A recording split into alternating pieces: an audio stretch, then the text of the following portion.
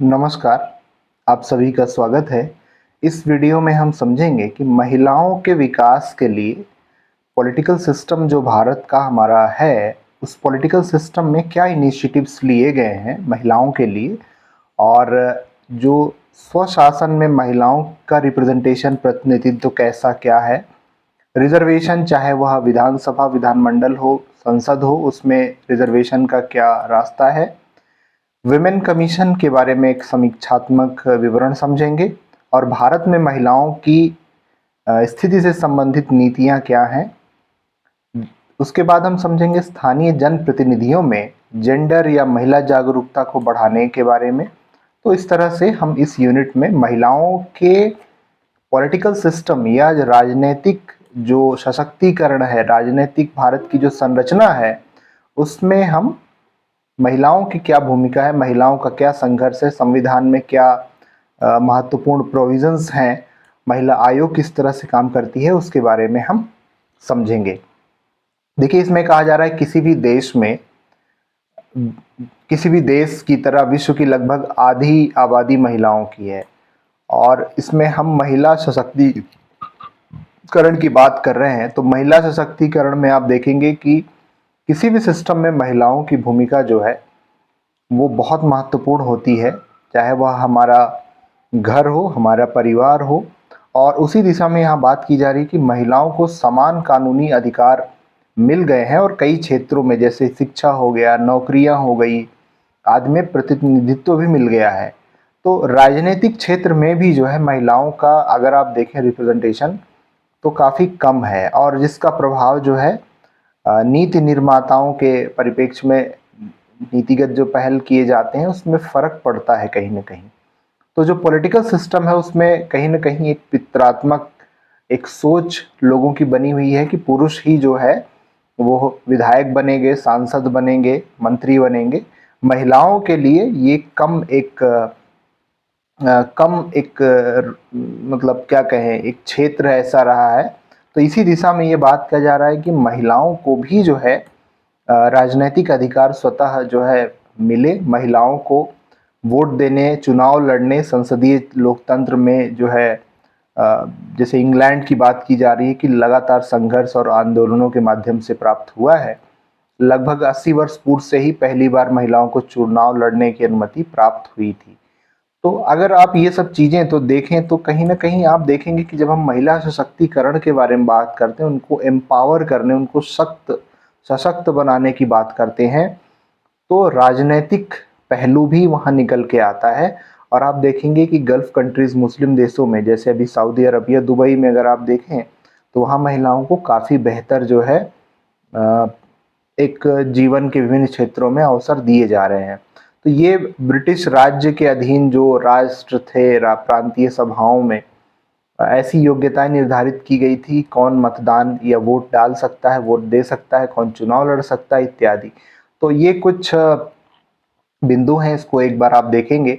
तो इस इकाई में हम जो है पंचायती राज से लेकर के, पंचायतों से लेकर के संसद तक सभी स्तरों पर जो पॉलिटिकल सिस्टम है उसमें महिलाओं का रिप्रेजेंटेशन या प्रतिनिधित्व एवं भागीदारी के लिए कुछ जो प्रयास किए गए हैं उसके बारे में हम समझेंगे। तो अब इसमें कहा जा रहा है कि हमारे देश में स्वतंत्रता से पहले, यानी स्वतंत्रता से पूर्व और स्वतंत्रता के बाद जो राजनैतिक व्यवस्था है उसमें आप देखेंगे कि बहुत महिलाओं को संघर्ष करना पड़ा है। भारत में महिलाओं में राजनीतिक जागरूकता संघर्ष स्वतंत्रता संघर्ष से अलग करके नहीं देखी जा सकती। स्वतंत्रता संग्राम में, स्वतंत्रता जब भारत की मिली, उसमें महिलाओं को घरेलू कार्यों की गृहिणी और देखभाल और परंपरागत जो भूमिकाएं थी उसमें उन्होंने काम किया और राष्ट्रीय आंदोलन जो थे उसमें भागीदारी करने के लिए एक सार्वजनिक स्थान सामाजिक और राजनीतिक मंच भी प्रदान किया। महात्मा गांधी जी की अगर हम बात देखें तो उसमें महिला नेताओं की जो है व्यापक भागीदारी स्वतंत्रता आंदोलन के समय देखी गई है।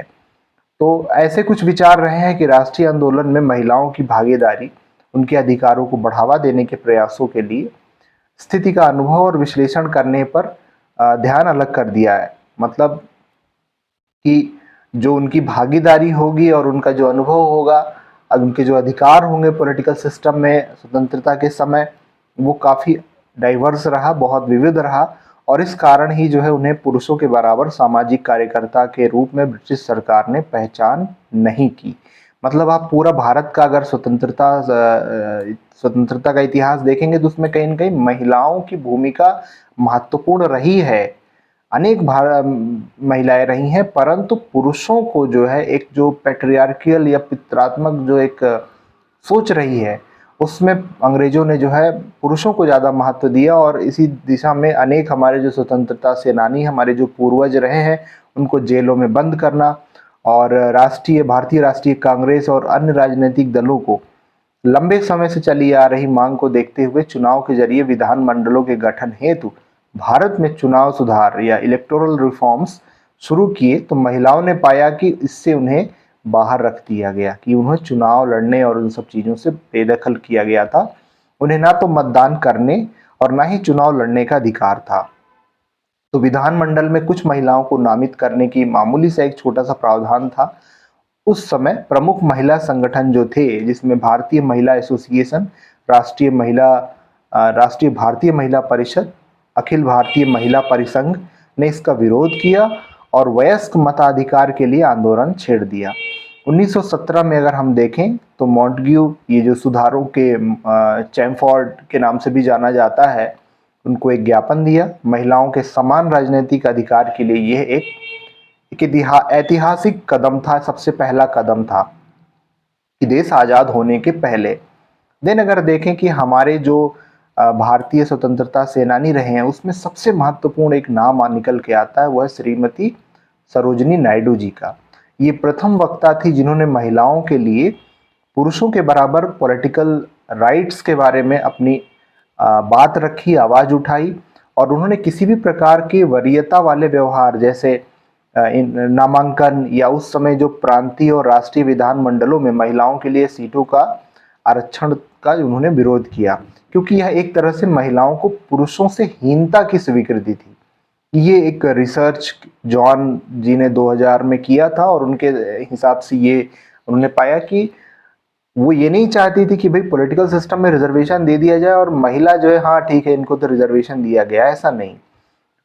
पुरुषों से के बराबर उनकी भागीदारी होगी चुनाव में, और ये एक महत्वपूर्ण बिंदु यहाँ पे निकल के आता है। और फिर उसके बाद देखेंगे कि महिलाओं के मतदान और चुनाव लड़ने के अधिकार का लगभग सभी जो महिला संगठन और राजनीतिक संगठन थे, जैसे कांग्रेस थी, मुस्लिम लीग थी, होम रूल लीग ने समर्थन किया। लेकिन ब्रिटिश शासकों ने यह कहते हुए इन अधिकारों को देने से इनकार कर दिया था कि महिलाओं को ऐसे समाज में मतदान का अधिकार देना काफ़ी जल्दीबाजी होगी, जिससे कभी, मतलब इसमें कहा जा रहा है जिसने अभी तक पर्दा और महिलाओं के शिक्षा का निषेध प्रचलित था। कानून को 1996 में उन्होंने स्टडी पाई कि जो महिलाएं पर्दा प्रथा में रहती थी, शिक्षा उनको नहीं, शिक्षित नहीं थी, तो वो किस तरह से वो जो है आकर के जो है समाज में पॉलिटिकल सिस्टम में योगदान करेंगी। और फिर 1921 में दो प्रांत, मुंबई और महाराष्ट्र, पहले जिसे बम्बई कहा जाता था, और मद्रास जिसे अभी हम चेन्नई के नाम से जानते हैं, में पुरुषों की तरह संपत्ति और आमदनी मानदंड में के आधार पर महिलाओं को मतदान का अधिकार दिया गया। तो अब यहाँ सोचने वाली बात है कि वोट देने के राइट्स भी नहीं थे, और हम बात कर रहे हैं पॉलिटिकल सिस्टम में जो है उनके रिप्रेजेंटेशन को लेकर के। फिर 1932 का समय आता है, जब एडल्ट मताधिकार देने के लिए जो वयस्क लोग हैं, उनके वोट देने का जो समिति चुनाव कराने के बारे में विचार जानने के लिए भारत का दौरा करने आई एक कमिटी थी, जो एडल्ट लोग थे उनके वोट देने के संबंधित, और 3 महिला संगठनों ने जनसाधारण के लिए मताधिकार का ज्ञापन दिया, जिसमें यह मांग की गई कि जेंडर, संपत्ति या साक्षर योग्यता का भेदभाव किए बिना सबको मतदान का अधिकार हो, और नॉमिनेट करने या सीटों का आरक्षण करने की कोई व्यवस्था ना हो।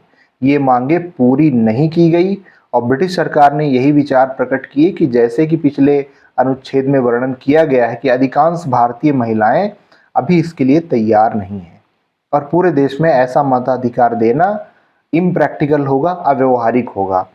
तो महिला संगठनों को शहरी क्षेत्रों में महिलाओं को मताधिकार देने के लिए समझौता करना पड़ा। तो ये कुछ ऐतिहासिक प्रमुख बिंदु रहे। फिर इसके फलस्वरूप क्या हुआ कि 1935 में भारतीय जो सरकार थी ब्रिटिश गवर्नमेंट की, उसने विभिन्न समुदायों के लिए 41 सीटें महिलाओं के लिए आरक्षित की। 1937 के चुनाव में विधानमंडलों की 56 महिला सदस्यों में से केवल 10 अनारक्षित सीटों तथा शेष 5 नॉमिनेट की गई थी। ये सन 2000 में जॉन का एक रिसर्च है। जब संविधान पर चर्चा के लिए संविधान सभा का गठन हुआ तो इसमें 11 महिला सदस्यों को नॉमिनेट किया गया था। फिर बात की जा रही है कि केवल स्वतंत्रता के बाद अपना संविधान लागू होने के बाद जेंडर, धर्म, जाति और अन्य किसी प्रकार का भेदभाव किए बिना सभी वयस्कों को मताधिकार का जो है अधिकार, मत देने का अधिकार प्रदान किया गया। तो इस तरह से ये भारत में पॉलिटिकल सिस्टम रही है। और स्वतंत्रता के बाद में राजनीतिक प्रक्रिया में महिलाओं की भागीदारी अगर हम देखें तो कौशिक जी ने 2001 में एक रिसर्च किया था, उसमें ये पाया कि किसी भी आधुनिक राजनीतिक प्रणाली में चुनाव जो है मुख्य केंद्र बिंदु होते हैं, क्योंकि ये निर्णय प्रक्रिया की एक महत्वपूर्ण चाबी है, कुंजी है। इससे महिलाओं की चुनाव में मतदाता, उम्मीदवार और चुने गए प्रतिनिधि के रूप में महिलाओं की भागीदारी और उन्हें सशक्त बनाने के लिए एक बहुत महत्वपूर्ण कदम है। तो इसीलिए महिला मतदाताओं की संख्या 1952 में, जब देश आजाद हुआ 47 में, उसके बाद 1952 में प्रथम लोकसभा चुनाव को लेकर अभी जो 13वीं यहाँ लोकसभा चुनाव तक निरंतर वृद्धि हुई है। क्योंकि ये जो है आप देखेंगे कि रिसर्च है सिन्हा जी का 2000 में, तो उसमें इन्होंने 13वीं लोकसभा चुनाव को लिया है, वहाँ तक का डेटा। तो इसमें ये बात की गई है कि जो भारत में अनुसूचित जनजाति, दलित जात की महिलाएं सहित सभी श्रेणियों में भारी संख्या में महिलाओं मतदान करने आती रही हैं, लेकिन चुनाव लड़ने वालों के रूप में स्थिति अभी उतनी उत्साहजनक नहीं है। यद्यपि महिलाओं द्वारा चुनाव लड़ने की संख्या में वृद्धि तो हुई है, वो भी कुल पुरुष उम्मीदवारों की संख्या का 5% से अधिक नहीं है। अब ये 13वीं लोकसभा चुनाव में बात की जा रही है कि महिला जो सदस्यों की संख्या रही है किसी भी, चाहे लोकसभा हो चाहे राज्यसभा हो, उसमें कुल संख्या का 10% से अधिक नहीं हुई है। तो ये कुछ एक जो है ऐतिहासिक विकास जो महिलाओं के राजनीतिक क्षेत्र में, चाहे चुनाव लड़ने का हो चाहे जो है वोट देने का हो, उस बारे में बात की जा रही है कि जो है लोकसभा चुनाव हो, राज्यसभा चुनाव हो, उस हर जगह पे महिलाओं की स्थिति जो है आज़ादी के बाद से काफ़ी बेहतर हुई है। अनेक महिला जो संगठन हैं उसमें उन्होंने अपनी बात रखी है। और फिर यहाँ बात हो रही है कि राजनीति में महिलाओं की कम भागीदारी को देखते हुए उनकी सीटों को आरक्षण करने की संभावना को पता लगाने के लिए 1974 में एक समिति का गठन किया गया था। इनफैक्ट इसे भारत में महिलाओं की स्थिति समिति के नाम से जाना जाता है। इसमें एक बार फिर आरक्षण पर चर्चा आरंभ की, लेकिन जिस प्रकार स्वतंत्रता से पूर्व महिला नेताओं ने किया था, आरक्षण कोई समाधान नहीं है, ऐसा समझकर इस समिति ने इसे रद्द कर दिया। समिति ने यह पाया कि महिलाओं की हीन स्थिति के लिए शिक्षा की तरफ अपर्याप्त ध्यान और राजनीतिक दलों द्वारा सक्रियता और महिला संगठन जिम्मेदार है। तो ये कुछ एक महत्वपूर्ण बिंदु है। देन एक महत्वपूर्ण बिंदु ये भी निकल के आता है कि 1978 में अशोक मेहता कमेटी ने जो स्थानीय विकास के लिए साधन के रूप में पंचायती राज संस्थाओं पर जोर दिया, और इसमें CSWI द्वारा उठाए गए जो महिलाओं के मुद्दे थे उस बारे में विशिष्ट रूप से कोई उल्लेख नहीं किया, जिस पर कई राज्यों द्वारा महिलाओं से संबंधित मुद्दे उठने प्रारंभ हो गए। कर्नाटक ऐसा पहला स्टेट था जिसने जिला और मंडल यानी पंचायत स्तर पर 25% आरक्षण जो है महिलाओं के लिए दिया। फिर उसके बाद देखें पश्चिम बंगाल, आंध्र प्रदेश में भी महिला आरक्षण सिद्धांत स्वीकार कर चुके थे। 1988 में फिर एक राष्ट्रीय महिला दृष्टिकोण योजना जो है महिलाओं की राजनीतिक भागीदारी और जो है प्रतिनिधित्व पर चर्चा के लिए बनाई गई, और इसमें स्थानीय स्वशासन में 30% आरक्षण की सिफारिश की। स्थानीय निकायों में महिलाओं को 30% आरक्षण देने के लिए 1989 में संसद में संवैधानिक संशोधन नाम का एक बिल 64th अमेंडमेंट बिल जो है प्रस्तुत किया गया। हालांकि यह पारित नहीं हो सका। फिर बात आती है महिला आरक्षण विधेयक या संविधान, जो 100वां संशोधन था विधान अपने क्या कहते हैं इसमें, कॉन्स्टिट्यूशन में, संविधान में वो विधेयक लेके आए। और उसमें भारत में एक लंबित विधेयक जो भारत के संविधान के में संशोधन का प्रस्ताव महिलाओं के लिए सभी राज्य विधानसभाओं और भारतीय संसद के निचले सदन लोकसभा के सभी सीटों में 33% सीटें सुरक्षित करता है। तो लगातार 3 जो आम चुनाव में केवल एक बार ही एक यह सीट ड्रॉ के माध्यम से रोटेशन से आरक्षित होगी। संसद के उच्च सदन राज्यसभा में इस विधेयक का 9 मार्च 2010 को पारित किया। फरवरी 2014 तक, जब ये रिपोर्ट लिख रहे हैं, लोकसभा में अब तक विधेयक पर वोट नहीं किया। अगर लोकसभा में इसे मंजूर किया होता तो यह देश की आधी विधानसभाओं द्वारा पारित राष्ट्रपति द्वारा इस पर हस्ताक्षर किया जाना था। तो इस तरह से कुछ बिंदु यहाँ निकल के आते हैं। फिर अगर हम देखें कि स्थानीय स्वशासन में महिलाओं का क्या प्रतिनिधित्व है, इसको लेकर के इब्राहम लिंकन ने कहा कि प्रजातंत्र लोगों के द्वारा तथा लोगों के लिए सरकार है। लोगों को स्थानीय लोकतांत्रिक संगठनों तथा अपने निजी शासन के मामले में अवश्य उनका शामिल होना चाहिए। इनसे शक्तियों और अधिकारों के डिसेंट्रलाइजेशन या विकेंद्रीकरण तथा विकास नीतियों और कार्यक्रमों के प्रभावशाली कार्यान्वयन में मदद मिलेगी। भारत जैसे देश में जहां लगभग 75% जनसंख्या गांव में रहती है, इसके लिए लोकतंत्र से जुड़े ग्रामीण क्षेत्रों में इसमें जो है पहुंचना चाहिए। इस तरह से जो है प्रजातंत्र में लोगों को लेकर के आना, महिलाओं को भी जोड़ना बहुत महत्वपूर्ण है। देन पंचायतों और महिलाओं का अगर हम अवलोकन करें तो पंचायतें भारत में कोई नई व्यवस्था तो नहीं है, ये पुरानी रही है, प्राचीन काल से रही हैं। जाति समूह, जनजाति सभी की अपनी पंचायतें होती थी। और पंचायत का अर्थ है 5 व्यक्तियों की संस्था, पंच, इसीलिए पंच परमेश्वर कहा गया है भारत में। तो पंच यानी 5 व्यक्ति, 5 लोग जो है उनके जो मत होंगे, उनके जो विचार होंगे, उनकी जो मतभेद होंगे, उन सबको ध्यान में लेकर के निर्णय किया जाएगा पंचायत के द्वारा, पंचों के द्वारा। लेकिन पंचायत से हमारा अभिप्राय स्थानीय स्तर पर स्वशासन की संस्थाएं हैं जो एक केंद्रीय प्रशासन के अधिकार के अधीन काम करती हैं, लेकिन जिनके पास अपनी पर्याप्त शक्ति, स्वायत्तता और अपने कार्य होते हैं। महात्मा गांधी जी गांव के स्वशासन और अधिकारों को डिसेंट्रलाइजेशन की मांग करने के जो है एडवोकेट थे, अगुआ थे। हमारा संविधान विकेंद्रीकरण अधिकार संरचना के महत्व पर टिप्पणी करता है और आर्टिकल 40 में यह डिक्लेयर करता है कि राज्य ग्राम पंचायतें संगठित करने के लिए कदम उठाएंगी और उन्हें शक्तियां और अधिकार प्रदान करेंगी कि वह स्वयं सेल्फ गवर्नेंस यानी स्वयं शासन की इकाइयों के रूप में अपने कार्य करने के लिए स्वतंत्र हों, वो अपना काम कर सके। तो इस तरह से राज्य के जो directive principles of state policy हैं, डीपीएसपी है, उसमें स्थानीय राज्य पंचायतों को स्थापित कर डिसेंट्रलाइज्ड लोकतांत्रिक या डेमोक्रेटिक सिस्टम जो है विकसित करने पर पर्याप्त ध्यान नहीं दिया गया और इसी कमी को विलंब से अनुभव किया गया कि इसके बिना विकास संभव नहीं है। 8वें दशक के अंत में पीआरआई के पुनर्जीवित करने और उन्हें संवैधानिक अधिकार प्रदान करने की मांग उठी ताकि राज्य सरकारों के लिए पंचायत चुनाव कराने और पीआरआई जो पंचायती राज या जो इंस्टीट्यूशंस हैं, यानी जो पंचायत हैं, उनकी स्थापना अनिवार्य हो जाए। इस कदम में 1992 में 73वां और फिर 74वां संवैधानिक संशोधन के द्वारा पंचायती राज संस्थाओं को एक अमली जामा पहनाया गया, उनको एक विकास के लिए महत्वपूर्ण जो है घटक के रूप में देखा गया।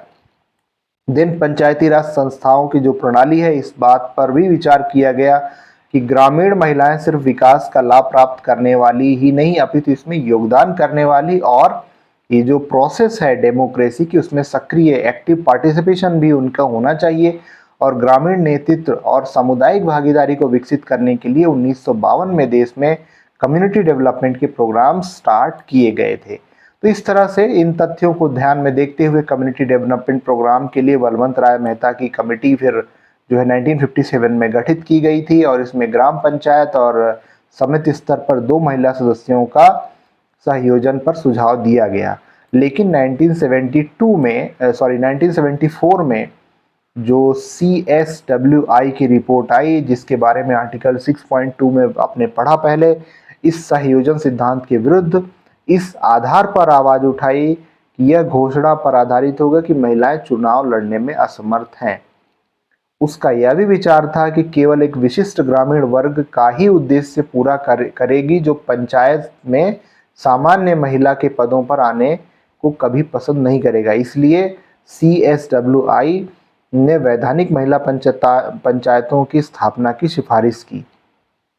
तो यहाँ कुल मिला के ये बात हो रही है कि पंचायतों में महिलाओं का प्रतिनिधित्व जो पुरुषों पर, भारतीय जो ग्रामीण क्षेत्र रहे हैं, ग्रामीण क्षेत्रों में पंच परमेश्वर पंचायत पंच पुरुष ही रहते हैं, उसमें 92 में जैसे बात की जा रही है कि 73rd and 74th constitutional amendment की ग्राम पंचायत में और जनपद जिला पंचायत में जो है वो उनको अधिकार होंगे जो उनके स्थानीय क्षेत्र में काम करने के लिए, और उसमें महिलाओं की भागीदारी हो, उस बारे में देखिए यहाँ पे बात की गई है। तो 73rd एंड 74 कॉन्स्टिट्यूशनल अमेंडमेंट में आरक्षण के द्वारा महिलाओं को उनका अधिकार, उनके आधिकारिक हिस्सा प्रदान करने के लिए ऐसा उदाहरण संवैधानिक संशोधन बन चुका है।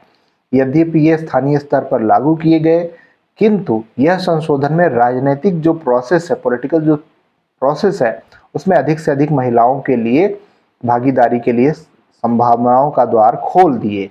अब 73rd 74 कॉन्स्टिट्यूशनल अमेंडमेंट लोकसभा में नरसिम्हा राव सरकार के समय 22 दिसंबर 1992 को रखा गया और इसका उद्देश्य ये था कि पंचायती राज संस्थाओं में PRI को संवैधानिक अधिकार जो है दिया जाए, जो ग्रामीण क्षेत्रों में या ग्राम पंचायतों के माध्यम से उनके जो स्थानीय कार्य हैं वो विकेंद्रीकृत और संरचनात्मक परिवर्तन करना, यानी गवर्नेंस, यानी ग्रामीण क्षेत्रों में गांव में क्या काम किए जाएंगे वो ग्राम पंचायत डिसाइड करेगी। उसको राज्य सरकार या केंद्र सरकार डिसाइड नहीं करेगी, अपितु उसको स्वयं गवर्नेंस, स्वशासन के लिए जो है महत्वपूर्ण जो है प्रावधान या जो भी है वो सहायता प्रदान करेगी। और 24 अप्रैल 1993 को एक कानून बनाने के लिए पारित करना और सभी राज्यों को अनुमोदित किया जाना था ताकि इस स्थिति से लागू हो जाए। तो इस तरह से सभी राज्यों में मध्यवर्ती ब्लॉक, तालुका या मंडल जिसे आप कहते हैं, और जिले स्तर पर तीन स्तरीय पंचायत प्रणाली, जिसके लिए प्रत्यक्ष चुनाव आयोजित किया जाना है। पंचायतों का 5 साल की अवधि, SC ST जैसे वंचित वर्गों के लिए सीटों का आरक्षण, 1/3 सीटों का महिलाओं के लिए आरक्षण, ये कुछ महत्वपूर्ण प्रावधान हैं। फिर अगर आप देखें कि 73वां संशोधन लागू होने के बाद अब पंचायती राज इंस्टीट्यूशंस के 2 तरीके के सदस्यों और अध्यक्षों के रूप में आरक्षण प्रदान किया गया है। आर्टिकल 243D की धारा 2 और 3 के अंतर्गत पंचायत के प्रत्येक स्तर पर सदस्यों के डायरेक्ट इलेक्शन वाली कम से कम 1/3 सीटें महिलाओं के लिए आरक्षित किया जाना है। तो इस तरह से यहाँ दो महत्वपूर्ण बात है। पहला है कि आरक्षण सीधे चुनाव पर लागू होता है, पदेन सदस्यता पर नहीं। यानी चुनाव होगा तो चुनाव में सीट्स जो है 1/3 महिलाओं के लिए रिजर्व होंगी पंचायती राज संस्थाओं में। दूसरा, यहाँ कुल सीटों का 1/3 आंकड़ा पूर्णांक तथा निकालना संभव ना हो, वहाँ आरक्षण के लिए 1/3 पूर्णांक उच्च संख्या पर होगा। जिसे उदाहरण के माध्यम समझाया जा रहा है कि यदि पंचायत में 10 सीटें हैं तो 1/3 आरक्षण की परिभाषा के अनुसार 3.33 सीटें आरक्षित हो जाएंगी। इस धारा 1/3 से कम नहीं आरक्षण का प्रावधान करती है, इसलिए व्यवहार में आरक्षण प्रतिशत अधिक हो सकता है। इस प्रकार यहाँ तक अध्यक्ष पद के लिए आरक्षण संभव है। पंचायत के प्रत्येक स्तर पर अध्यक्षों के कुल पदों पर 1/3 महिलाओं के लिए आरक्षित होगा। तो कुल मिलाकर के यहाँ यही निकल के आ रहा है कि ग्राम पंचायत, ग्रामीण क्षेत्रों में जो पंचायत होगी जिसको सरकार संवैधानिक अधिकार प्राप्त कर दी गई है 73rd कॉन्स्टिट्यूशनल अमेंडमेंट से, उसमें ये कहा जा रहा है कि भाई पंचायतों के लिए 1/3 रिजर्वेशन होगा। अब चुनाव की प्रक्रिया में शामिल होने वाली महिलाओं की समस्या है कि भाई चुनाव में वो क्यों नहीं शामिल हो पाती, क्यों जो है वो लड़ पाती हैं, चुनाव नहीं लड़ पाती, या उनसे संबंधित चर्चा क्या है। तो स्थानीय स्वशासन, महिलाओं में भागीदारी, मतदाताओं, उम्मीदवारों, चुने गए प्रतिनिधियों, महिला मंडलों और अन्य संगठनों के सदस्यों के शामिल होने के रूप में होती हैं। मतदाता के रूप में उनकी भागीदारी उत्साहजनक है, लेकिन अभी पुरुषों की भागीदारी से कम रही है। 73rd कॉन्स्टिट्यूशनल जो संशोधन हुआ है उसमें महिलाओं के नेता के रूप में उभरने और निर्णय निर्माण प्रक्रिया अपनाने के लिए उन्हें अधिकाधिक भूमिका प्रदान की है। अगर हम बात करें कि कर्नाटक और पश्चिम बंगाल में इस अधिनियम से पूर्व ही महिलाओं के लिए आरक्षण की कुछ व्यवस्था थी, लेकिन यह पहली बार हुआ जब देश के सभी राज्यों में लगभग 8 लाख पंचायत में महिलाओं के पदों पर जो है महिलाएं आसीन हुई। ये मिश्रा जी की 1997 की एक रिसर्च की फाइंडिंग है। फिर उसके बाद यह कोई बड़ी या कोई छोटी उपलब्धि नहीं है, क्योंकि चुनाव में मजबूती और महिलाओं के हितों और विषयों से संबंधित निर्णय लेने के ये दूरगामी प्रभाव रहे हैं। एक ऐसी अनेक रिपोर्ट है जिसमें महिला रिप्रेजेंटेटिव प्रतिनिधि बिना किसी औपचारिक प्रशिक्षण या शैक्षणिक योग्यता के अपने पुरुष साथियों की तुलना में विशिष्ट रूप से श्रेष्ठतर कार्य कर रही हैं। यानी कि महिलाओं की स्थिति जो है पॉलिटिकल सिस्टम में सुदृढ़ होने के बाद, संवैधानिक रूप से उनको मौका मिलने के बाद वो काफ़ी बेहतर काम कर रही हैं। सभी राजनीतिक दलों में ऐसा रिसर्च के माध्यम से इन्होंने बताया है। अब महिलाओं को राजनीतिक अधिकार प्रदान किए गए हैं, लेकिन उस पर काबिज होने और उन्हें आगे इसका इस्तेमाल करने के लिए शक्ति का उनमें अभाव है। उन्हें अभी भी राजनीतिक नायक के रूप में नहीं देखा जाता। उनकी पुरुष पर आश्रित रहने और जो दकियानुसी छवि अभी समाप्त नहीं हुई है, इसके कई कारण हैं।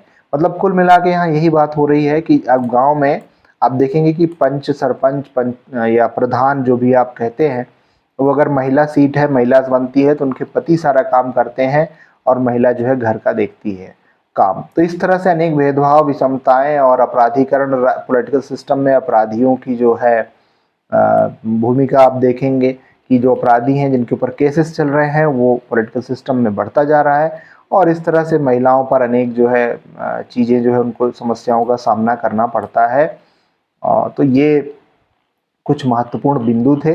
देन अगर हम बात करें कि संसद, हमारी जो संसद है और विधान सदनों में महिलाओं के लिए आरक्षण का मार्ग, तो 73rd कॉन्स्टिट्यूशनल अमेंडमेंट में हम बात कर चुके हैं, जो संसद में आसानी से पारित हो गया था। इस पर हम देखेंगे कि 73rd कॉन्स्टिट्यूशनल जो अधिनियम के अनुभव की तरह 1/3 आरक्षण महिलाओं के लिए जो है संसद और विधानमंडलों में प्रावधान लागू किए जाने लगा तो विवाद उत्पन्न हो गया।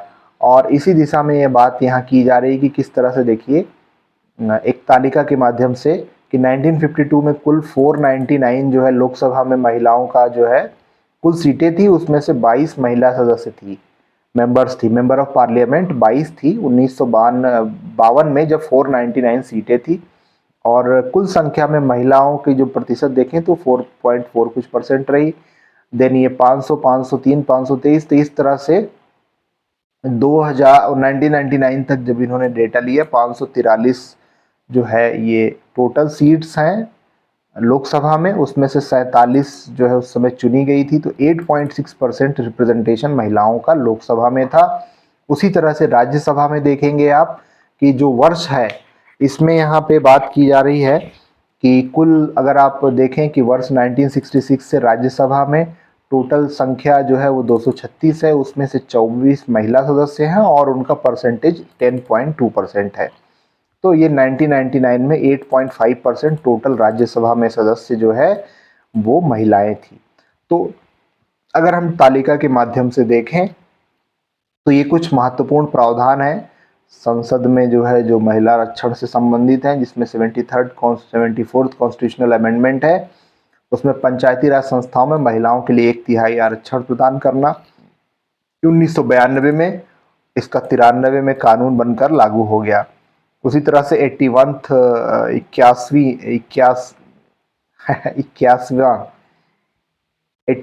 कॉन्स्टिट्यूशनल अमेंडमेंट प्रपोजल था, जिसमें संसद और राज्य विधान मंडलों में महिलाओं के लिए 1/3 आरक्षण प्रदान करना था।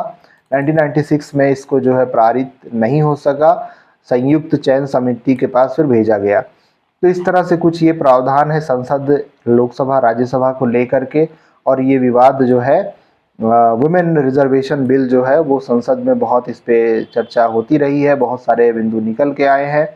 और विधेयक के कुछ तर्क उनके पक्ष में है कि महिलाओं को सशक्तिकरण करने के लिए, सशक्त बनाने के लिए नियमित चुनाव अभियान चलाने चाहिए। उनको दलित या जो आदिवासी या जो पिछड़े वर्ग की हमारी माताएं बहनें हैं, महिलाएं हैं, उनको सशक्त करने की दिशा में जो है पितृत्मक समाज में जो उत्पीड़न का शिकार रही है, पुरुषों के बराबर हक देना चाहिए।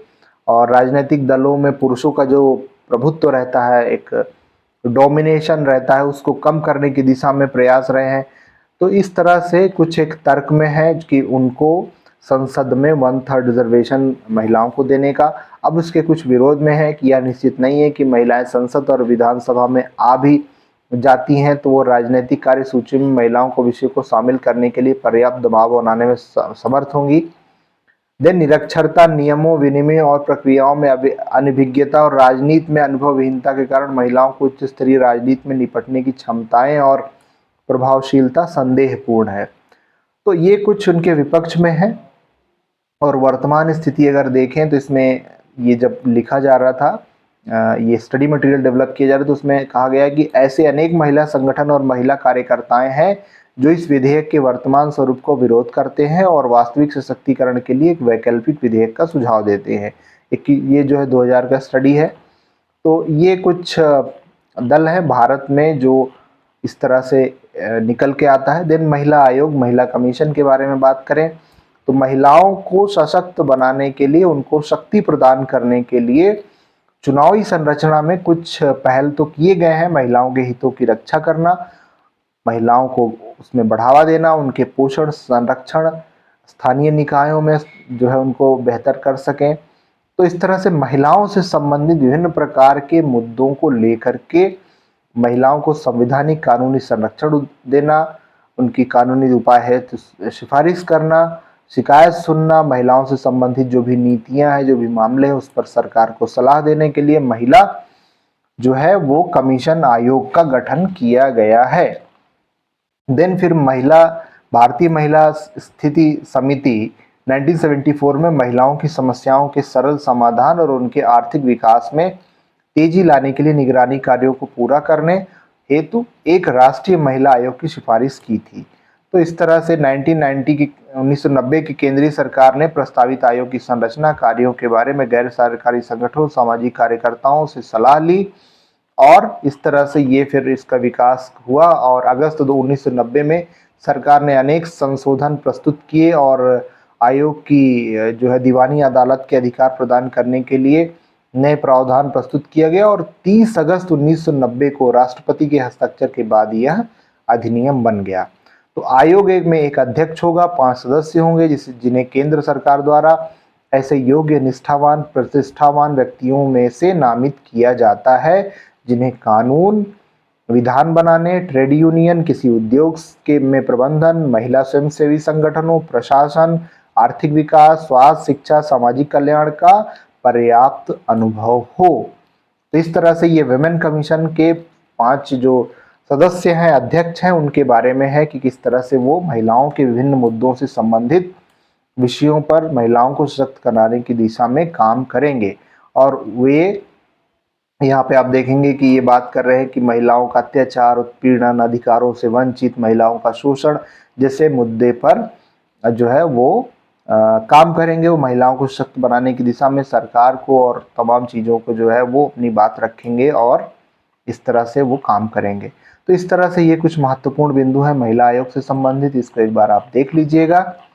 लास्ट में क्या बचता है कि महिलाओं की जो संबंधित, महिलाओं से संबंधित कौन कौन सी नीतियां हैं, ये हमने लास्ट यूनिट में बात की है, पर यहाँ पे भी दी गई कि राष्ट्रीय महिला सशक्तिकरण नीति 2001 में आई और इसकी रचना भारत सरकार के मानव संसाधन विकास मंत्रालय ने महिला बाल विकास विभाग ने 2001 में की थी। इसका लक्ष्य ये था कि महिलाओं की विकास, प्रगति, सशक्तिकरण करना, उनके लिए सामाजिक, आर्थिक, राजनीतिक जो भी सिस्टम है, रोजगार जो है, कानून व्यवस्था है, उसको ध्यान में रख करके कि पुरुषों के बराबर उनको भागीदारी मिले अवसर मिले, सहयोग मिले, समाज में मान सम्मान मिले, उसकी दिशा में काम करना था।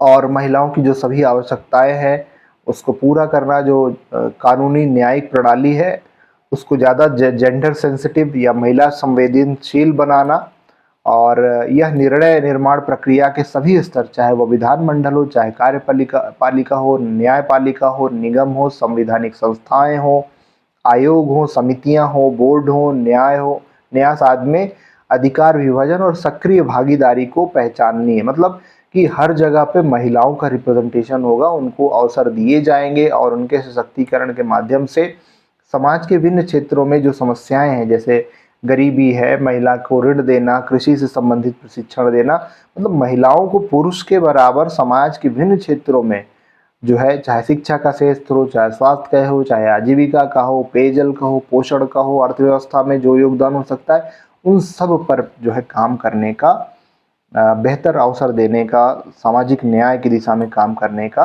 प्रयास किया गया।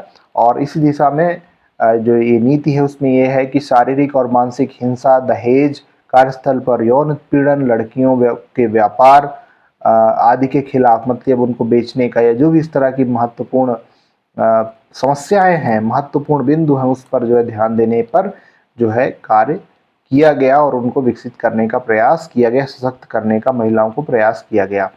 और इसके इम्प्लीमेंटेशन में जो स्ट्रैटेजीज बनाई गई हैं, रणनीतियां बनाई गई हैं, तो 2010 तक लक्ष्यों को, ये पुराना है, 2000 अभी हम 24 में है, तो कुल मिलाकर के ये है कि जो भी स्थानीय निकाय है, सरकारी विभाग है, महिला संगठन है, स्वयंसेवी संगठन है, शिक्षण संस्थाएं हैं, उन सभी में महिलाओं की पार्टिसिपेशन बढ़ सके और उनको ज़्यादा अच्छे से जो है न्याय मिल सके सभी क्षेत्रों में, वो उस पर फोकस किया गया है।